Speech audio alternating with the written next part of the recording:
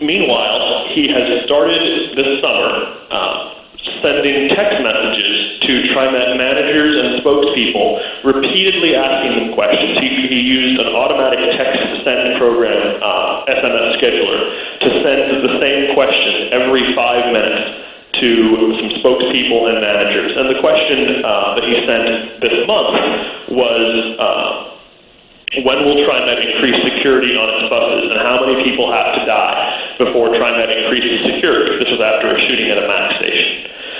He sent this question over and over and over again to several managers, and he also sent it to the agency spokeswoman, Roberta Allstott, who then filed criminal charges against him. Now explain to people. It's called telephonic harassment. There you go. That's what I was wondering about, because, look, I've seen legitimate cases of telephonic harassment, but usually they're between boyfriends and girlfriends or stalkers and people like that. My family's even been subject to it. But in this case, does the same law apply when a guy can't get an answer out of a public agency and decides I'm going to keep beleaguering them with calls till they tell me the answer? That's the really interesting question this story raises, I think, is that I think legally he's in trouble here. And he's in trouble here because he was told by her, and admits that he was told by her, to stop texting her.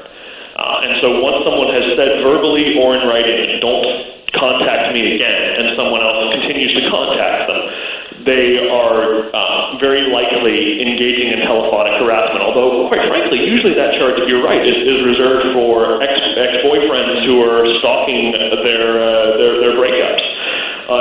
It's not reserved for journalists or gadflies, if you want to use a less polite term. You know, I mean, if you want to call the guy a gadfly or an irritant, that's probably very true. Well, but Aaron, here's where I kind of take this personally. I have a ton of agencies that will not answer my questions, will not answer my calls, because they don't like the questions I'm asking. I avoid profanity. I avoid any kinds of threats, but I will call agencies over and over, and I get no answer. And the danger I could see is that any of these agencies could say, we're going to tell the cops that we have told Lars never to call us again, which I don't think they have a right as a public agency to do, and then I call one more time, and presumably the cops show up at the studio to put me in handcuffs and haul me away.